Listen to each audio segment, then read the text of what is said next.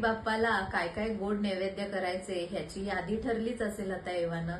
तर ह्यात तुम्ही जर बाहेरनं आणलेल्या मिठाया इन्क्लूड केल्या असतील तर थांबा, ह्या सगळ्या काढा आणि त्याऐवजी आपल्याकडे खूप छान छान वेगवेगळ्या व्हरायटी आहे घरी आपण जे गोड पदार्थ बनवू शकतो त्याचे.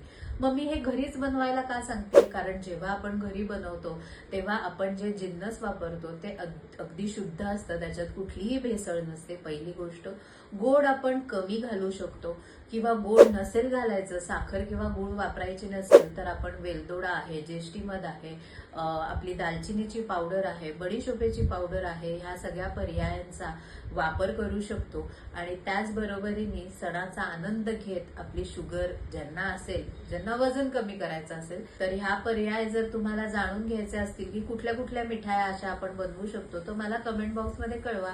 मी पुढची रील त्या संदर्भात घेऊन येईल. धन्यवाद.